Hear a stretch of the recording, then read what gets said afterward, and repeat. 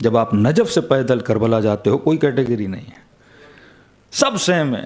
یہ نہیں کہ بھائی یہ موقف کویتیوں کا ہے تو صرف کویتی آئے گا، یہ بحرینیوں کا ہے تو صرف بحرینی آئے گا، یہ بزنس مین طبقے کا ہے تو بزنس مین آئے گا۔ وہاں سب کے لیے سیم فیسلٹیز ہیں۔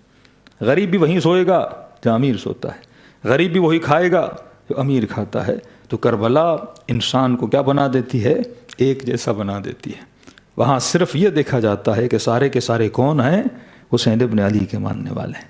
وہاں رنگ رنگ کربلا ہوتا ہے، وہاں سوچ ابا عبداللہ الحسین ہوتی ہے۔ امام حسین نے جب خیام لگائے، اصحاب کو بٹھایا، بھائیوں کو بٹھایا، دوستوں کو بٹھایا، کوئی فرق نہیں رکھا امام حسین نے۔ کل اکبر شہید ہو گئے تو مولا حسین دوڑے دوڑے جائیں اپنے بیٹے کا سر اٹھائیں گا نہیں، وہیں پہ جناب جون 90 سال کا غلام ہے، شہید ہوتا ہے تو مولا اس کا سر بھی کیا کرتے ہیں؟ اپنے گود میں اٹھاتے ہیں۔ وہاں جناب سعید کہتے ہیں 90 پلس اس کی ایج ہے، امام حسین اس کا سر اپنے گود میں اٹھاتے ہیں۔ وہیں پہ وہ حور خطاکار جس نے امام حسین کا راستہ روکا تھا، جب معافی ملی تو حقیقت میں حور بنا، اور جب دنیا سے گیا پھر امام حسین نے حور کا سر اپنی گود میں لیا۔ یہ اخلاق اہل بیت بتاتا ہے کہ یہاں اصل معیار یہ ہے کہ کون کتنی معرفت رکھتا ہے۔ یہی مقام معرفت کے لیے کافی ہے کہ کسی کے دل میں محبت امام حسین علیہ الصلوۃ والسلام ہے۔ قیامت کے دن اگر آپ کو دوسرے مسلمانوں سے جدا کیا جائے گا اسی چیز کی وجہ سے، نماز تو وہ بھی پڑھتے ہیں، ہم سے لمبی نمازیں پڑھتے ہیں، ہم سے لمبی تراویحیں پڑھتے ہیں، 30 دن میں جتنا قرآن وہ پڑھتے ہیں شاید آپ ڈیلی بھی نہ پڑھ سکیں، لیکن وہاں پہ آپ کو دوسروں سے الگ کیوں کیا جائے گا؟ کیونکہ اس کے قلب میں، اس کے دل میں کس کی محبت تھی؟ محمد اور آل محمد کی محبت تھی۔ تو اگر اعلیٰ سے نسبت ہو تو آپ اعلیٰ بن جاتے ہو، اگر اچھے سے نسبت ہو تو آپ اچھے بن جاتے ہو۔ ابھی آپ نور میں بیٹھے ہو، روشنی پڑ رہی ہے تو چہرہ روشن ہے، لائٹ چلی جائے گی چہرے اندھیرے پڑ جائیں گے۔ تو جتنا انسان نور کے قریب جاتا ہے نورانی بنتا ہے، اور نورانی تبھی بنو گے تخلقوا باخلاق اللہ، جب تک اہل بیت اور خدا کے اخلاق میں انسان اپنے آپ کو ڈھال نہیں دیتا۔ کیوں فرمایا کہ اے شیو کونوا لنا زینا ولا تکونوا لنا شینا، ہمارے لیے باعث زینت بننا، کبھی باعث ذلت نہ بننا۔ کہ مولا کیا مطلب؟ کہ اگر کوئی تمہیں دیکھے تو یہ کہے جب علی کا شیعہ ایسا ہے تو اس کا امیر المؤمنین کیسا ہوگا؟ تجھے دیکھ کر ہماری تعریف ہو۔ سلمان سید نہیں ہے لیکن فرمایا سلمان منا اہل البیت، یہ ہم اہل بیت میں سے۔ پوچھا گیا مولا سید نہیں، پھر بھی آپ کہہ رہے ہم اہل بیت میں سے ہے۔ کہ اس کا مطلب یہ ہے کہ تو جب سلمان کو دیکھے گا تجھے تب علی کی یاد آئے گی۔ جس کو دیکھ کر علی کی یاد آئے، جس کو دیکھ کر خدا کی یاد آئے۔ مسجد کی قدر و قیمت کیوں ہے؟ آپ آفس میں جاتے ہو خدا اتنا یاد نہیں آتا، گھر جاتے ہو شاید خدا اتنا یاد نہ آئے، لیکن جیسے مسجد میں آتے ہو کس کی یاد آتی ہے؟ اللہ کی یاد آتی ہے۔ امام باڑے میں جاتے ہو کس کی یاد آتی ہے؟ امام حسین کی یاد آتی ہے۔ تبھی یہ جگہ کیا بن جاتی ہے؟ مقدس بن جاتی ہے۔ اب کسی کا دل اگر مسجد بن جائے، کسی کا وجود اگر امام باڑہ بن جائے، کہ جس کے ساتھ بیٹھ کے انسان کو خدا کی یاد آئے، جس کے ساتھ بیٹھ کے انسان کو ابا عبداللہ الحسین کی یاد آئے، تو وہ وجود مقدس بن جاتا ہے۔ کیوں جناب اردبیلی کو اردبیلی مقدس بولا گیا؟ ایک شخص مقدس بن جاتا ہے، اس کا وجود مقدس بن جاتا ہے، کیونکہ اس نے اپنے وجود کو اماجگاہ بنا دیا، اس نے اپنے وجود کو، اپنے قلب کو حجت خدا امام زمانہ کا گھر بنا دیا۔ تو یہ مہینہ کوشش کا مہینہ ہے۔ ایک تو سمجھو کہ واقعاً تجھے خدا نے اتنی ویلیو کیا دی، میری حقیقت میں ڈیوٹی کیا ہے۔ گزرتے گزرتے 70 سال گزر جاتے ہیں، 80 سال گزر جاتے ہیں، پھر رسول فرماتے ہیں انسان فریاد کہے یا لیت الشباب متى یعود، اے جوانی کب واپس آؤ گی؟ کہ جوانی کبھی واپس نہیں آتی۔ صحت کا خیال کرنا، اپنی جوانی کی قدر و قیمت کو جاننا، یہ وہ چیزیں ہیں جو گزر گئیں، یہ ریٹرن بیک نہیں ہو سکتی۔ انسان اگر ان چیزوں پہ قدر کرے، جوانی کی عبادت بڑی عبادت ہے، صحت والی عبادت بڑی عبادت ہے۔ انسان بیمار پڑ جائے، جسم بیمار ہو تو انسان کو شاید عبادت میں بھی اتنا مزہ نہ ملے، لیکن کمر صحیح ہو، ٹانگیں صحیح ہوں، اللہ کے حضور میں صحیح سے عبادت کر سکے، یہ عبادت لذت جسم کی عبادت بھی ہے، لذت روح کی عبادت بھی ہے۔ تو یہ مہینہ انسان کے جسم کو بھی ترقی دیتا ہے، انسان کے روح کو بھی۔ صلوات پڑھے محمد و آل محمد۔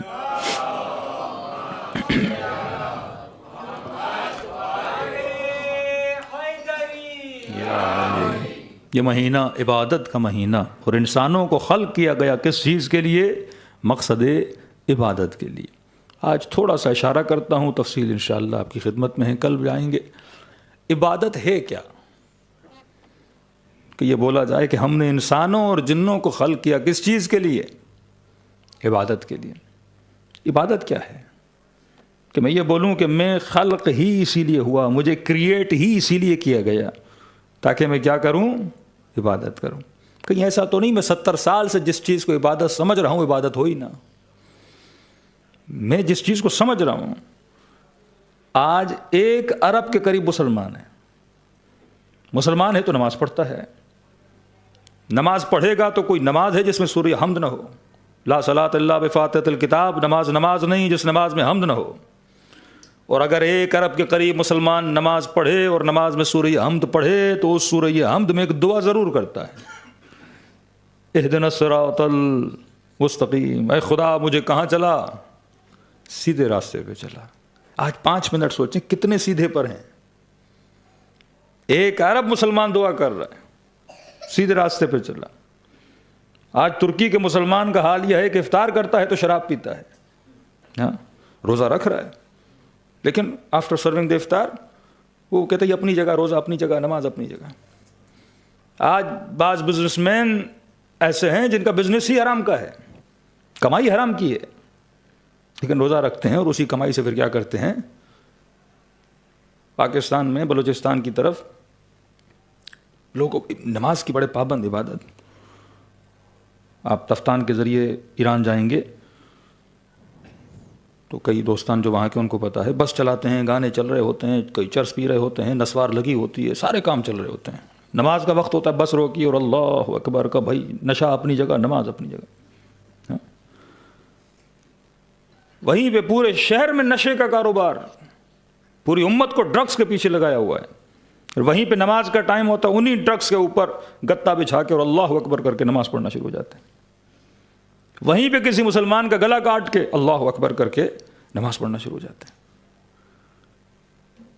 اور دعا کر رہا ہے اہدنا الصراط المستقیم, اے خدا مجھے سیدھے راستے پہ چلا. آج اسی موریشس میں 1 لاکھ کے قریب کسی نے کا مسلمان ہیں, کسی بھی گلی کسی بھی مسجد میں چلے جائیں, بریلوی اہل حدیث کسی بھی 100 قسم کے مسلمانوں سے پوچھ لیں جناب حمد پڑھتے ہو, ہاں نماز پڑھتے ہو, ہاں دعا کرتے ہو اہدنا الصراط المستقیم کا, جی دعا بھی کرتے ہیں. کہ آپ سیدھے راستے پر ہیں, کہ الحمدللہ میں ہی تو ہوں, ہم ہی تو ہیں جو سیدھے راستے پر ہے, یہ سارے بگڑے ہوئے ہیں. شیعہ موسک میں آؤ گے پوچھو گے جناب آپ الحمدللہ بھائی ہم ہی تو ہیں جو سیدھے راستے پر ہیں. اب ہے کون سیدھے راستے پر, یہ سیدھا راستہ ہے کیا جس کا میڈل ہر انسان نے پہنا ہوا ہے کہ میں ہی ہوں. یا میراتھن میں ریس بھی ہو تو کسی کو گولڈ کسی کو سلور میڈل دیا جاتا ہے, لیکن ہمارے میڈل ہر دکان پہ بک رہے ہیں اور ہر انسان نے خرید کے پہن لیا کہ میں نمبر 1. وہ کہتا ہے بھائی پتہ کیسے چلے کہ اصل کیا ہے نقل کیا ہے. یا ہر انسان دین کا ٹھیکیدار, ہر انسان خود کو سچا مسلمان مانے, ہر انسان خود کو ایمان کی بلندیوں پہ مانے, کوئی کرائٹیریا ہے کہ نہیں. یا وہی سوچ امت کی سوچ کہ مارنے والا بھی جنت میں, مرنے والا بھی جنت میں. جنگ صفین کا عمار بھی جنت میں, جس نے عمار کو مارا وہ بھی جنت میں. جنگ جمل کا مارنے والے بھی جنت میں, مرنے والے بھی جنت میں. حجر ابن عدی کا مارنے والے بھی جنت میں, مرنے والا بھی جنت میں. اتنی سستی جنت بنا دی کہ کسی کو مارو تو جنت میں, ہمارے ہاں ایک نعرہ لگاؤ تو جنت میں. جنت کی رسیدیں کہیں اتنی نہیں بکتی جہاں مسلمان بیچ رہا ہے. ہے کیا جنت, ہے کیا عبادت, یہ ہے کیا سیدھا راستہ. دعا کرنا بڑا آسان ہے کہ خدا مجھے سیدھے راستے پہ چلا. کسی نے پتہ بھی لگایا کہ جس راستے کے لیے دعا کر رہا ہوں وہ ایڈریس کیا ہے, یا بس دعا کیے جا رہا ہوں کہ خدا مجھے حاجی بنا, مجھے حاجی بنا, مجھے حاجی بنا, لیکن حج پہ جانا کیسے یہ کسی کو پتا ہے. اے خدا مجھے مومن بنا, مجھے مومن بنا, مومن بننا کیسے. اے خدا مجھے حوریں دے, مجھے جنت جاؤ گے تو حور ملے گی بندے خدا. اے خدا مجھے لمبی زندگی دے, میرے بچوں کو صالح بنا, میرے بچوں کو نیک بنا. کیسے نیک بنیں گے. آدھے مولوی اس پہ لگ جائیں کہ مولانا کوئی وظیفہ دیں بچہ نیک بن جائے, مولانا کوئی وظیفہ دیں بزنس میں برکت ہو جائے, مولانا وظیفہ دیں اللہ مجھے شفا دے. یہ بالکل ایسے ہے کہ ڈاکٹر کے پاس جائے, قبلہ مجھے شوگر ہے, ڈاکٹر کہے کہ آپ نے پرہیز کرنا, یہ دوا کھانی ہے, گھر آ کے پھر میٹھا کھائے, ڈاکٹر صاحب بیمار ہوں آپ کی دوا میں اثر نہیں ہے. بی پی کا مریض ہے, ڈاکٹر کا پرہیز ہے نہیں, دوا ہے نہیں, دعا پہ دعا ہے. اہدنا الصراط المستقیم, اہدنا الصراط المستقیم, اے خدا مجھے سیدھے راستے پہ چلا. ایک جملہ کہوں تاکہ ذہن بیدار ہو جائیں. کربلا میں شمر بھی نماز پڑھ رہا ہے, کربلا میں ہور بھی نماز پڑھ رہا ہے، اور یقیناً جب شمر نے نماز پڑھی تو ہم پڑھا ہوگا، اور جب ہور نے نماز پڑھی تو ہم پڑھا، مطلب نماز بغیر ہم کے ہے ہی نہیں نا۔ اب وہ حسین ابن علی نماز پڑھیں تو سورہ حمد ہے، یزید بھی پڑھے تو سورہ حمد پڑھنی پڑے گی، اس کے بغیر تو نماز ہے ہی نہیں۔ علی ابن ابی طالب بھی نماز پڑھے تو سورہ حمد ہے، اور امیر شام بھی نماز پڑھے تو سورہ حمد ہے۔ ہم سے کوئی نہیں بچ سکتا، اور سارا قصہ خدا نے کس میں رکھ دیا ہے؟ سورہ حمد میں اتار دیا ہے، کیونکہ اگر کسی کو حمد سمجھ میں آ جائے تو پورا مقصد دین سمجھ میں آ جائے۔ اور کبھی سوچا کرو یہ حکمت کا دین ہے، پہلی رکعت کا حمد، دوسری رکعت کا حمد، اہل سنت تو تیسری اور چوتھی میں بھی ہم پڑھتے ہیں، ہمارے ہم تیسری چوتھی میں نہیں، ہم منیمم 10 مرتبہ پڑھیں ہیں، وہ تقریباً 17 مرتبہ ہم پڑھ لیتے ہیں۔ اب کبھی سوچا ریپیٹڈلی حمد ہی کیوں پڑھوں؟ پورا قرآن خدا کا، پروردگارہ پہلے صورت میں ہم سورہ ہم پڑھا، دوسری میں مثلا یاسین پڑھ لوں، واقعہ پڑھ لوں، فیل پڑھ لوں، شمس پڑھ لوں، ضحیٰ پڑھ لوں، تیرا ہی تو قرآن ہے، تیرے ہی تو الفاظ ہیں، کہ نہیں ریپیٹڈلی تو نے سورہ ہم پڑھنا ہے۔ کیوں سورہ ہم پڑھوں؟ ہم کیوں کی طرف جاتے ہی نہیں ہیں، کیونکہ جو دماغ خدا نے دیا ہے ہم نے اس کو بالکل اسی طرح جس طرح خدا نے پیک کر کے بھیجا تھا، ہم نے اسی طرح پیک کر کے پھر واپس ہی جانا ہے۔ ایسا نہیں کہ انسان اس دماغ کو تھوڑا کیا کر لے، یوز کر لے۔ آپ کا والد آپ کو نیا نیا موبائل لے کے دے تو آپ اس کو کھولو گے نا، اس کی سیل کو توڑو گے نا، اس موبائل کو کیا کرو گے؟ یوز کرو گے۔ لیکن فرمایا کئی لوگ ایسے ہیں جو دنیا میں آتے ہیں، جیسا دماغ لے کر آئے ویسا دماغ اللہ کی طرف واپس لے کے جاتے ہیں، کہ ایسے لوگوں کی مثال قردۃ خاسئین، بندروں کی طرح ہے۔ لہم آذان لا یسمعون، کان تو تھے پر سنتے نہیں تھے، دماغ تو تھے پر استعمال نہیں کرتے تھے، دل تو تھے پر غور و فکر نہیں کرتے تھے۔ ایسے لوگوں کی خدا مذمت کرتا ہے کہ میں نے تجھے اتنی پاورفل چیز دی جس چیز کی وجہ سے انسان بنا، لیکن تو نے اس دماغ کو کیا نہیں کیا؟ یوز نہیں کیا۔ ہاں کھانا کیا کھانا ہے؟ وہی کھانے کی طلب تو حیوان کو بھی ہے، پینے میں کیا چیز استعمال کرنی تو حیوان میں بھی ہے، شہوت کو کس طرح پورا کرنا ہے یہ تو حیوان میں بھی ہے، اور یہ ساری چیزیں حیوان کے اندر تجھ سے زیادہ ہیں۔ ہماری پوری زندگی ناف اور زیر ناف پہ گزر جاتی ہے، انسان سوچتا نہیں ہے کہ مقصد خلقت بشر کیا ہے۔ صبح سے شام تک فرمایا آخری زمانے میں لوگوں کے اندر کچھ صفات پائی جائیں گی جس پہ رسول خدا نالا ہوتے ہیں۔ فرمایا دینہم دنانیرہم، ہمتہم بطونہم، قبلتہم نساؤہم۔ آخری زمانے میں لوگوں کی ہمتیں کس چیز پہ بن جائیں گی؟ شکم پہ بن جائیں گی۔ ابھی رمضان آ رہا ہے، ساری کمر ہمت باندھیں گے، افطاری میں کیا کھانا ہے، ہاں صبح سے شام تک لسٹیں بنیں گی۔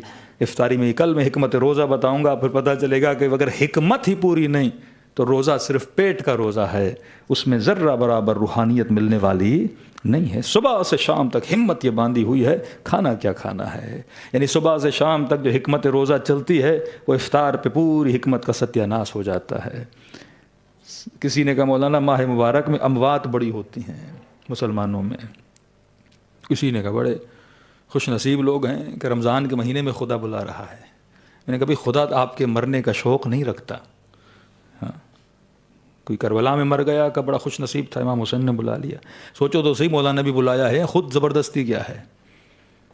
وہ تو کہتے ہیں دعا مانگو طول عمر کی، کہ مومن جتنی لمبی زندگی جیے گا اتنی اپنی آخرت کو زیادہ کیا کرے گا؟ بنا گا۔ ہاں چوتھے امام کی ایک دعا ہے کہ خدا اگر میری لمبی زندگی سے مجھے جہنم ملتی ہے تو اس سے اچھا ہے مجھے جہنمی بننے سے بچنے کے لیے موت دے دے، لیکن اگر وہ مجلس سنے، نماز پڑھے، عبادت کرے، خدمت بشر کرے، اس کی تو جتنی لمبی زندگی ہو اتنی مرتبہ کربلا جائے گا، زیارت امام حسین کرے گا۔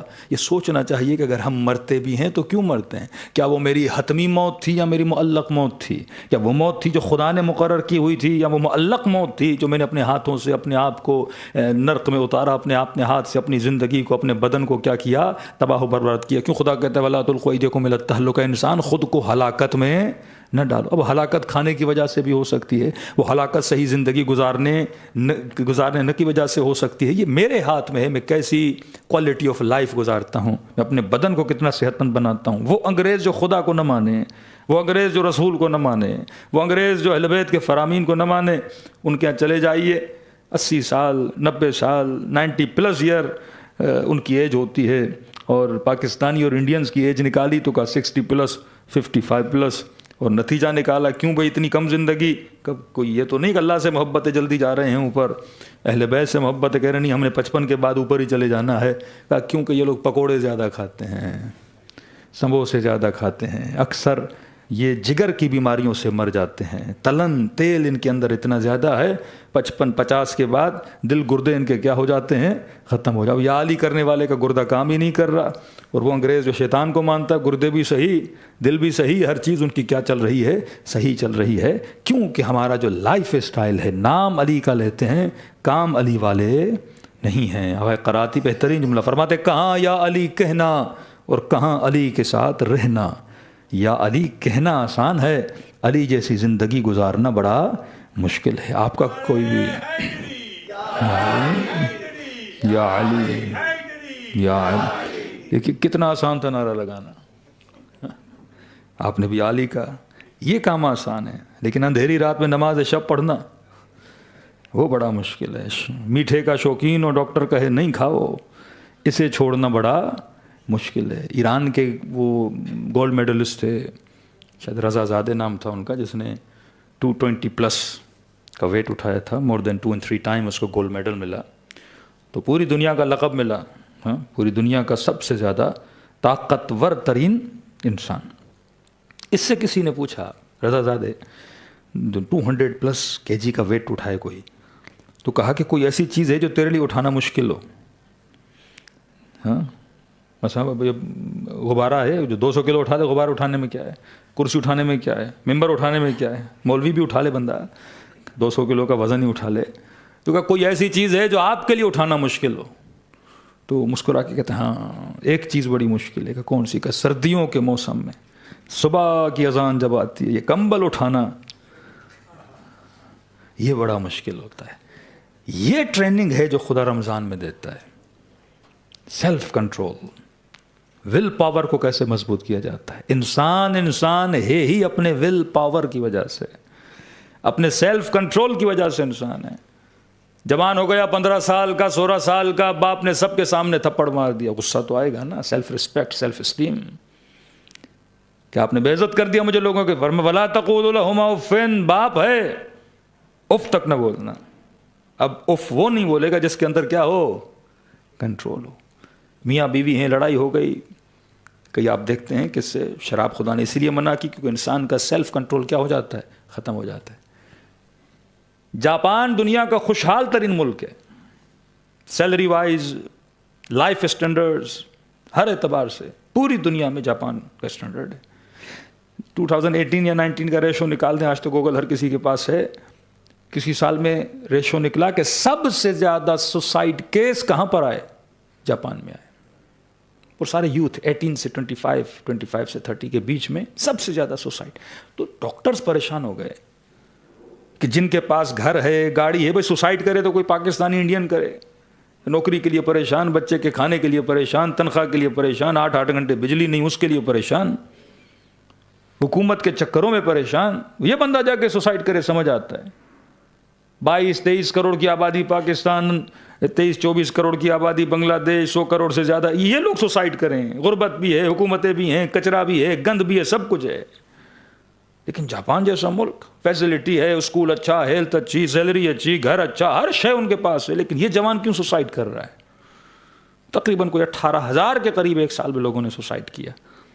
تو وہ ریسرچ کرتے ہیں یہ لوگ سوسائڈ کیوں کر رہے ہیں، ان کے سوسائڈ کرنے کی وجہ کیا ہے۔ ڈاکٹرز نے نتیجہ نکالا جس وقت ان لوگوں نے سوسائڈ اٹیمپٹ کیا تھا یہ ڈرنک تھے، یہ شراب میں تھے۔ تو انسان کا سیلف کنٹرول کیا ہو جاتا ہے، ختم ہو جاتا ہے۔ جیسے اگر آپ کے والد نے آپ کو تھپڑ مارا، آپ کو غصہ آیا اور غصے میں آپ ریئیکٹ کرنا چاہتے ہو، لیکن آپ کی عقل آپ کو کیا کرتی ہے، بریک لگواتی ہے، اور جب بریک لگ جاتا ہے تو آپ اپنے غصے کو باہر ایکسپریس نہیں کرتے ہو۔ لیکن اگر اسی وقت اگر آپ نے خدا نخواستہ شراب پی ہوتی اور والد یہی ایکٹ کرتا، فوراً آپ کیا کرتے، ریئیکٹ کرتے، کیونکہ آپ کا بریک اس وقت کیا ہوتا، گویا ہوتا ہی نہیں، فیل ہو جاتا۔ ماہ مبارک رمضان انسان کے بریک آئل کو بڑھاتا ہے تاکہ انسان اپنے بریکس کو کیا کرے، مضبوط کرے۔ روزہ آپ کے لیے نہیں ہے، یاد رکھیے، یہ فرق سمجھیے کہ روزہ ہے کس کے لیے۔ روزہ روح کے لیے نہیں ہے، روزہ جسم کے لیے ہے، کیونکہ خدا کبھی آپ کو تکلیف نہیں دینا چاہتا۔ کبھی مولوی پڑھے ممبر سے کہ خدا 40 ماؤں سے زیادہ پیار کرتا ہے، تو بچہ تو پوچھے گا میری ماں مجھے بھوکا نہیں دیکھ سکتی، یہ کیسا خدا ہے؟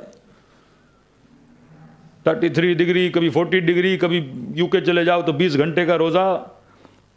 پاکستان میں بعض علاقے 50 ڈگری کی گرمی اور خدا کا روزہ رکھو. کہ ماں تو مجھے پیاسا نہیں دیکھ سکتی، اور یہ کیسا ماں خدا ہے جو 40 ماہوں سے زیادہ بندے سے پیار کرے اور کہے کہ پیاسے رہو، بھوکے رہو. میری بھوک سے کیا ملے گا اسے؟ میری پیاس سے کیا ملے گا خدا کو؟ کہ صبح سے شام تک بندہ بھوکا رہا ہے، مزدوری بھی کرنی ہے، بچوں کے لیے کمانے بھی جانا ہے، کیسے رکھے روزہ؟ اور کہنی خدا پیار کرتا ہے تجھے بھوک مرنا پڑے گا، خدا پیار کرتا ہے تجھے پیاسا رہنا پڑے گا. روزہ روح کے لیے نہیں، کیونکہ میں روح ہوں، میں جسم تو میں ہوں ہی نہیں، باڈی تو میں ہوں ہی نہیں. اس باڈی نے تو مٹی میں مل جانا ہے. آج جیسی ہے، ہٹی ہے، کٹی ہے، پتلی ہے، پتلا ہے، لمبا ہے، جو بھی ہے جائے گا مٹی کے اندر. پھر کیا بن جائے گا؟ مٹی بن جائے گا. اس میں تو کیڑے لگ جائیں گے، یہ تو ختم ہو جائے گا. تو روزہ میرے لیے نہیں، کیونکہ میں روح ہوں. بھوک روح نہیں کاٹتی. بھوک کون کاٹتا ہے؟ جسم کاٹتا ہے. پیاس کون کاٹتا ہے؟ جسم کاٹتا ہے. تکلیف کسے ہوتی ہے؟ جسم کو ہوتی ہے. تو روزہ کس کے لیے بنا؟ جسم کے لیے بنا. اور جسم کے لیے روزہ کیوں رکھا؟ کہ کیونکہ تم نے پورا سال اس جسم کے مرید بنے ہوئے تھے.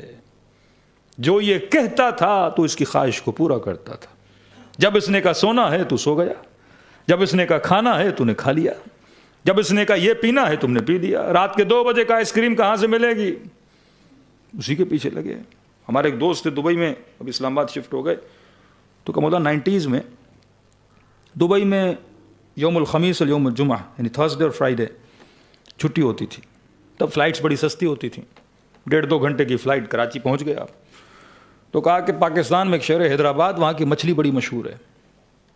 لوگ بڑے دور دراز علاقے سے مچھلی کھانے جاتے ہیں. کوئی کڑھائی بڑی مشہور ہے، اب پبلسٹی نہیں کروں گا، یہاں جا کے لوگ سارے مچھلی کھائیں وہاں جا کے. تو کہتے ہیں مولانا کہ 2 دن کی چھٹی ملتی تھی.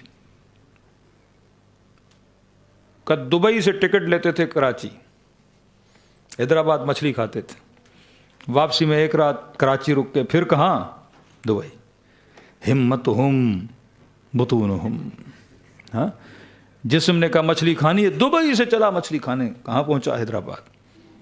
کس کی اطاعت کر رہا ہے؟ جسم کی اطاعت. جسم کس کے لیے بنا؟ میرے لیے یا میں جسم کے لیے؟ یہ فرق ہم نہیں کر پاتے. آپ ایک گدھا لے کر آئے اپنی خدمت کے لیے کہ صبح سے شام تک گدھے کی خدمت پہ لگ گئے. جس طرح یہ بلیوں کی خدمت میں، کتوں کی خدمت میں قوم لگی ہوئی ہے نا، یہ شیمپو کتے کے لیے، خدمت کتے کے لیے، نوکر کتے کے لیے، کھانا کھلائے جا رہے ہیں سب کچھ. جو میری خدمت کے لیے بنا تھا، میں کس کی خدمت میں لگ گیا؟ اسی کی خدمت میں لگ گیا. جسم میری خدمت کے لیے بنا کہ یہ محنت کرے گا، زحمت کرے گا، سب کچھ کرے گا میرے لیے، کما کر لے. ہاتھ میری خدمت کے لیے بنے. نماز پڑھو گے اس کے ساتھ، محنت کرو گے، جہاد کرو گے، سب کچھ کرو گے تاکہ یہ تجھے جنت کے راستے تک لے کر جائے. لیکن خبردار، ان النفس لامارۃ بالسوء، کہیں ایسا نہ ہو تو اس کی خدمت میں لگ جائے، یہ تجھے جہنم تک لے کر چلا جائے گا. کیونکہ اس نے تو مزے لینے ہیں، اور مزے لے کے یہ تو مٹی میں مل جائے گا. جوتے کیسے پڑیں گے؟ تجھے پڑیں گے. ہاں، یہ جسم تو جنت تک کب لے کر جائے گا؟ جب تیرا خادم بنے گا. تیرا خادم کب بنے گا؟ جب یس مین بنے گا.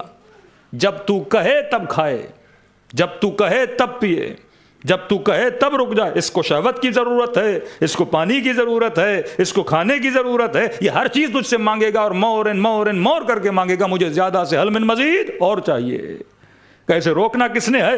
تو نے روکنا ہے. ہاں، جب تو کہے گا کھانا ہے تو یہ کھائے، جب تو کہے گا پینا ہے پیے، جب تو کہے گا زبان سے جملہ نکالنا ہے نکالے. اگر تو نے اس کو آزاد چھوڑ دیا، یہ کبھی غیبتیں کرے گا، کبھی تہمتیں لگائے گا، کبھی مومن کو مومن سے لڑائے گا، کبھی چال بازیاں کرے گا. لیکن اگر یہ تیرے کنٹرول میں رہا، تبھی کہا پہلے اسے اپنا عبد بنا، پھر خود کو خدا کا عبد بنا. اگر یہی تیرا عبد نہیں ہے، تو عبد خدا کیسے بن سکتا ہے؟ رسول کی سب سے پہلی صفت عبدہ ورسولہ. اگر محمد عبد نہیں تو رسول کیسے؟ یہ پہلے عبد ہے پھر رسول ہے. یہ پہلے عبد ہیں پھر امام ہیں. یہ پہلے عبد ہیں پھر معصوم ہیں. سلمان پہلے عبد ہے پھر نوکر امیر المومنین ہے. جب تک ہم اس جسم کو اپنا غلام نہیں بناتے.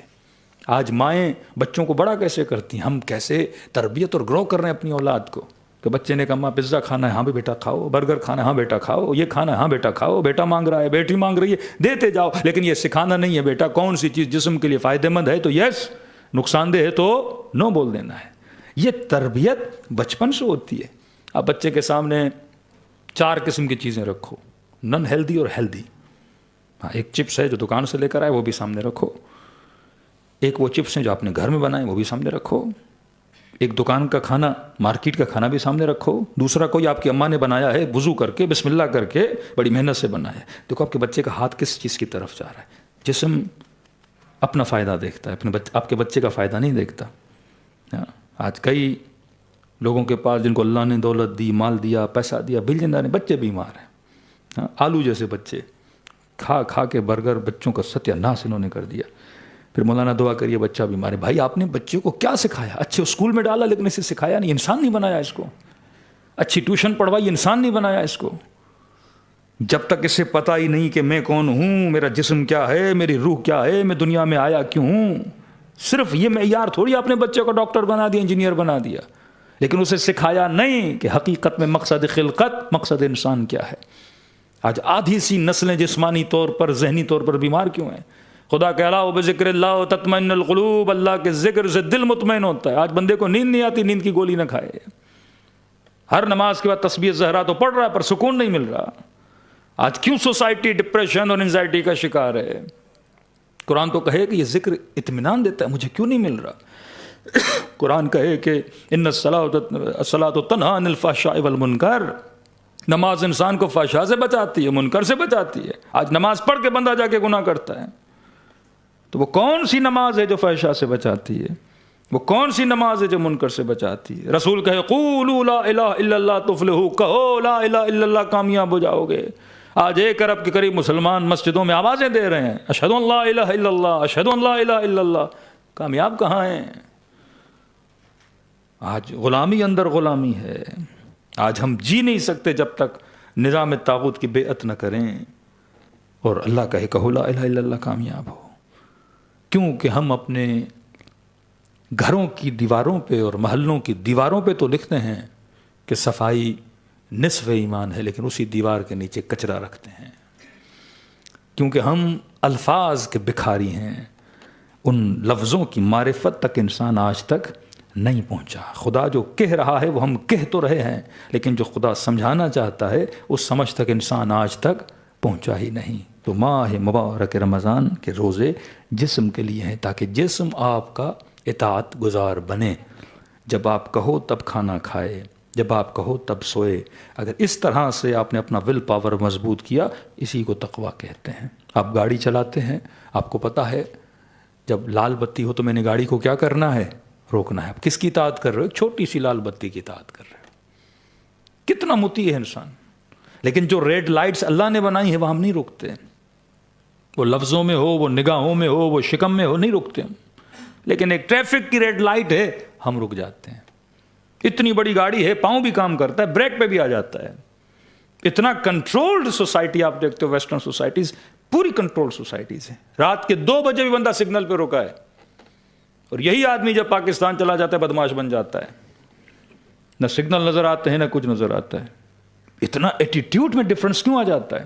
وہاں پہ گیا تو سیدھا 2 بجے بھی رک رہا ہے، 3 بجے بھی رک رہا ہے۔ یہ وہی دجالی نظام کہ دجال کی ایک آنکھ ہوگی، ایک آنکھ کیا ہے؟ یہی نظام ہے، یہ خوف ہے۔ کیوں؟ اللہ کے خوف کی وجہ سے رکتا ہے؟ نہیں، فائن لگے گا۔ صبح سے شام تک پیسہ بناتا ہے۔ دجالی نظام، کمرشلزم، سرمایہ دارانہ نظام، صبح سے شام تک پیسے کے پیچھے۔ 1 آور کام کرو، $12 ملیں گے، 14 یورو ملیں گے۔ گھنٹے لگا کس نے پیسے جمع کیا، وہ یہ سگنل کہتے ہیں ہاں بھائی اب کراس کرو تو $50 میری جیب میں آ جائیں گے۔ یہ کراس کرو گے $400 کا فائن لگ جائے گا۔ ایک نمبر کا سیدھا انسان بن جاتا ہے، اللہ کی وجہ سے نہیں، جیب کی وجہ سے۔ یہ پیسہ اس کے مائنڈ کو اتنا کنٹرول کرتا ہے کہ رات کے 2 بجے بھی سگنل پہ رک جائے گا، پر اللہ نماز شب کے لیے بلائے نہیں اٹھے گا، کیونکہ وہاں جیب کا نقصان تھوڑی ہے۔ زبان سے 4 جملے کسی مومن کو بولے گا، تھوڑی زبان کو روکے گا، کہ وہاں جیب کا نقصان تھوڑی ہے۔ اللہ کی مخالفت کرے گا جیب کا نقصان توڑی ہے. ہاں مر جاؤں گا, جہنم جنت دیکھی جائے گی. رمضان آنے والا ہے, شب قدر دعا منگوا کے سارے گناہوں کا میں کیا کر دوں گا, جھاڑو پھیر دوں گا, صفایا کر دوں گا. حسن زن کرو, پر ایسا حسن زن نہیں جو تجھے گناہ کی طرف رغبت دلائے. توبہ, امام رضا فرماتے ہیں جو بندہ اس نیت سے توبہ کرے کل جا کے پھر گناہ کروں گا, کہ یہ توبہ نہیں ہے.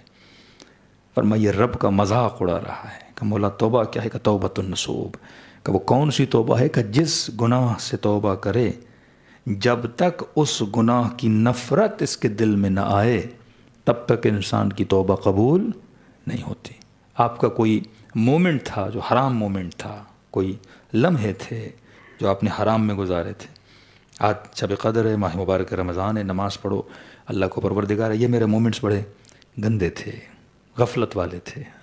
ظلمت نفسی وتجرأت بجہلی, اے خدا میں نے اپنے اوپر ظلم کیا کیونکہ میں جاہل تھا, مجھے پتہ نہیں تھا, میں نے ایسے مومنٹس گزارے. اب ان مومنٹس کے لیے توبہ کر رہے ہو. اپنی تنہائیوں میں جب ان مومنٹس کو سوچو, اگر آج بھی لذت ملے تو سمجھو توبہ قبول نہیں ہوئی ہے. جب تک ان مومنٹ سے نفرت نہ آ جائے, گھن نہ آ جائے. کربلا میں آؤ, ایک گنہگار ہے, نام ہے جناب حر. کہتے ہیں خیمے میں بیٹھا تھا پوری رات. پہلے یہ ہوتا تھا لوگ جب جنگوں میں جاتے تھے تو اپنی فیملیز کو لے جاتے تھے ساتھ. جنگیں لمبی چلتی تھیں, 2 مہینے, 3 مہینے, 6 مہینے, سفر بڑے لمبے. تو کہتے ہیں پوری رات شب عاشور مصلی پہ بیٹھا رہا. گویا کبھی جنت میں جاتا, کبھی جہنم میں اس کی فکر جاتی کہ کروں تو کیا کروں, یزید کی طرف رہوں یا ابا عبداللہ الحسین کی طرف جاؤں. کہتے اتنے میں حر کی بیٹی خیمے میں آئی اور کہا کہ بابا مجھے پانی چاہیے. مٹکے ہوتے تھے کہ بیٹی پانی اٹھا لے. پانی لیا اور خیمے سے باہر جانے لگی. کہا کہ بیٹی پانی کس کے لیے لے جا رہی ہو؟ اب بچی تھی نا, کھیلتے کھیلتے تھوڑے فاصلے پہ امام حسین کے خیمے تھے نا. تو کہنے لگی بابا سامنے جو خیمے لگے ہیں میں وہاں گئی ہوں اور وہاں میں نے دیکھا ہے چھوٹی بچیاں ہیں, مٹکوں میں پانی نہیں ہے. پہلے گرمی بہت ہوتی تھی, جو بوڑھے بزرگ ہیں آپ ان سے پوچھ سکتے ہیں, پانی کو ٹھنڈا کرنے کے لیے اس مٹکے کے اطراف میں کپڑا باندھتے تھے تاکہ پانی گرم نہ ہو جائے, ستری کا کپڑا. تو کہتی بابا نے دیکھا مٹکوں میں پانی نہیں ہے, چھوٹے بچے اتنے پیاسے ہیں کہ وہ جو کپڑا مٹکے کے اطراف میں لگا ہے پانی کی نمی اس کے اندر جمع ہو گئی, کپڑا گیلا ہے. تو کئی چھوٹی بچیاں اس کپڑے کو اپنے سینے پہ لگا رہی ہیں تاکہ ان کی پیاس کیا ہو جائے, بجھ جائے. کہتے یہ سننا تھا اور زارو قطار ہونے لگا.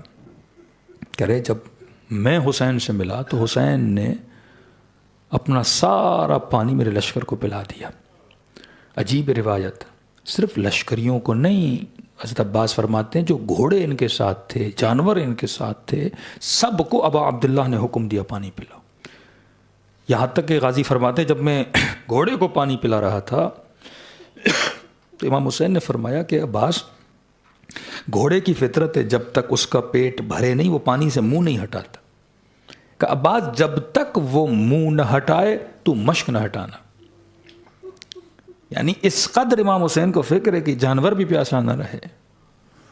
پشیمان ہوا اور صبح ہوئی, بیٹے کو کہا میں نے فیصلہ کر دیا ہے. گھوڑے پہ سوار ہوا, کہتے جب نکلا تو دوڑا دوڑا نکلا. نرمی سے جاتا شاید لشکر کو شک ہوتا امام حسین کو جوائن کرنے جا رہا ہے, لیکن نہیں, کہ تیزی سے گھوڑے پہ گیا. سب نے یہ سمجھا کہ حر نے جنگ کی ابتدا کر دی اور اٹیک کر دیا امام حسین کے لشکر پہ. کہتے آدھے راستے میں گھوڑے سے اترا, بیٹے کو بلایا کہ بیٹا ایک کام کر, میرے ہاتھ میں رسی باندھ, توبۃ النصوب. ایک ایسی توبہ جس میں اپنے کیے ہوئے عمل سے نفرت کا اظہار ہونا چاہیے. کہ بیٹا میری آنکھوں پہ پٹی باندھ. بابا کیا کر رہے ہیں؟ خاموش, بس مجھے آہستہ آہستہ آگے لے جا حسین کے خیمے کی طرف, اور جب حسین ابن علی خیمے سے نکلے مجھے بس اشارہ کر دینا. اب بیٹا ساتھ ہے, غلام ساتھ ہے, بھائی ساتھ ہے, تینوں جناب حر کو لے کے جا رہے ہیں. ایک مرتبہ غلام نے کہا اللہ اکبر, کا کیا ہوا, حسین آ گئے؟ کہا نہیں آقا, علی اکبر استقبال کے لیے آ رہے ہیں. دوسری مرتبہ بھائی اور غلام نے چیخا اللہ اکبر, کا کیا ہوا, حسین آ گئے؟ کہا نہیں, حسین کے بھائی عباس علمدار استقبال کے لیے آ رہے ہیں.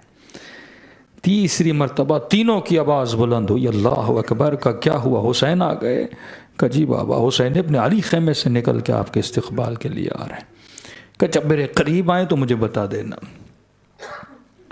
کہ بالکل جب امام حسین کے سامنے کھڑا ہوا، کچھ میں یہ ہے کہ مولا گھوڑے پر تھے، یہ کھڑا تھا اور مولا کے قدموں کا بوسہ لیا، کچھ میں یہ ہے کہ مولا حسین پیدل آئے، کہ جب قریب آئے تو امام حسین کو مخاطب کر کے کہنے لگا کہ آقا کائنات کا سب سے بڑا گنہگار، یہ تصور جب تک نہیں کرو گے نا میں سب سے بڑا گنہگار۔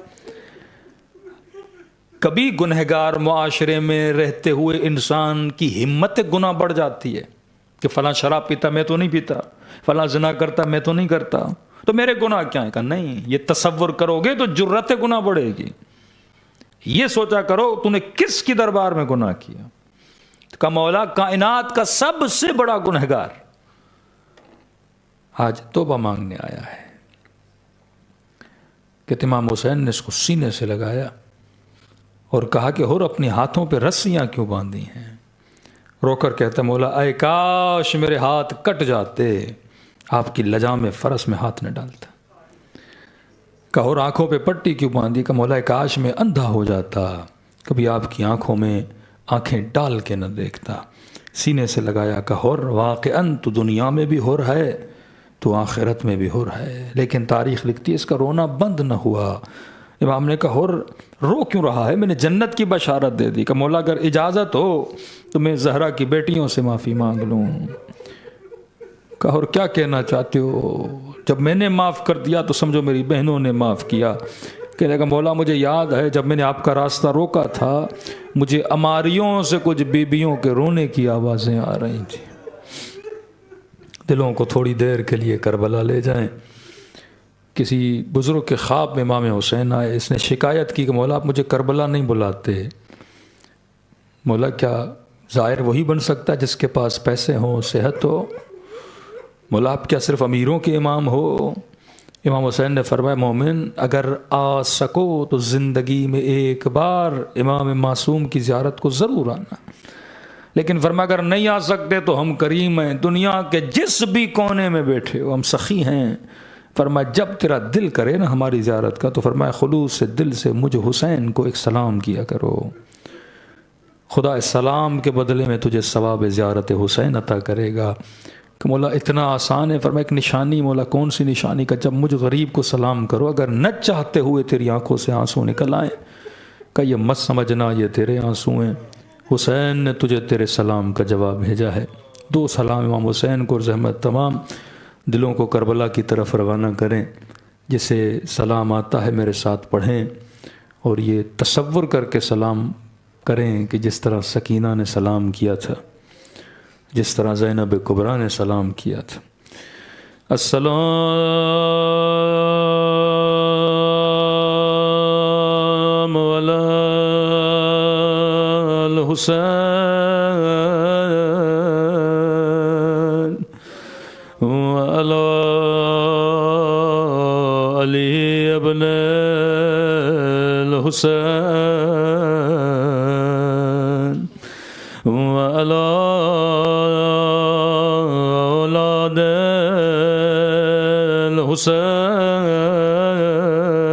الحسین وعلی اصحاب الحسین۔ سب مل کے السلام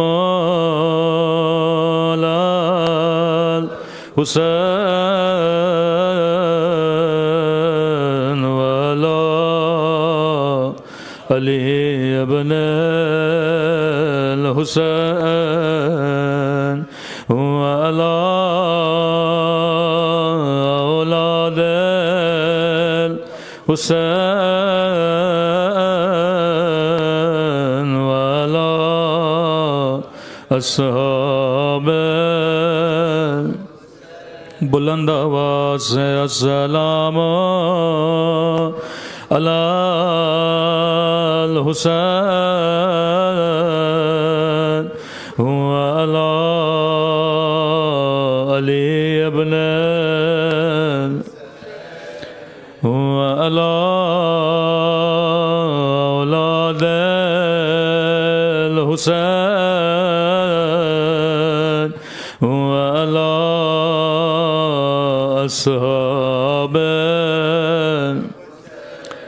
میرا سلام ہو ننھے سے رخساروں پہ، یہ سلام میرے سلام نہیں، فرزند زہرا امام زمانہ کے سلام ہے۔ مولا فرماتے مومن جب کبھی دل کرے رونے کا تو زیارت ناہیہ بڑا کرو، یہ امام زمانہ کا بڑا ہوا نوحہ ہے، جس میں امام کسی مظلوم یا مظلومہ کا نام نہیں لیتے، بس اشارہ کرتے ہیں۔ فرمایا میرا سلام ہو ننھے سے رخساروں پہ، اللہ جانے یا علی اصغر کے رخسار، اللہ جانے یہ قاسم کے رخسار، جواب میرے مولا نے خود دیا۔ میرا سلام ننھے سے رخساروں پہ، وہ جن کا رنگ بدلتا رہا، یہ نہیں کا رنگ بدل گیا بلکہ بدلتا رہا، کبھی شمر کے تماچوں نے رنگ نیلا کیا، کبھی ظالم کے تماچوں نے رنگ سیاہ کیا، اتنے تماچے مارے گئے کہ بچی کے رخساروں کا رنگ بدل گیا۔ کسی اہل سنت کے بھائی نے کہا یہ شیعہ اتنے رخساروں پہ کیوں روتے ہیں؟ میں نے کہا صحیح بخاری کی حدیث ہے، رسول خدا فرماتے ہیں مسلمانوں اگر کبھی حیوان کو بھی مارنا پڑے ادب کے لیے تو فرمایا حیوان کے بدن پہ مارا کرو، لیکن کبھی چہرے پہ نہ مارا کرو۔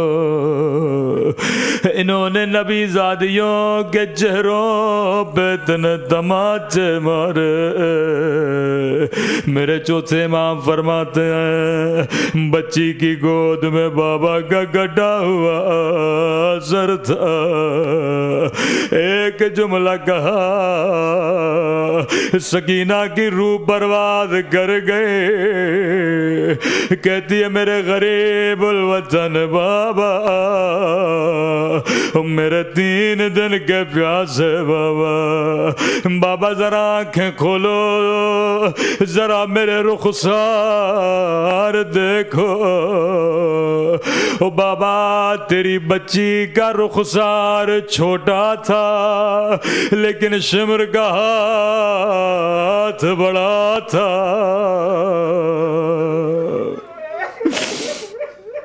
بابا میری بالیاں بھی اتاری،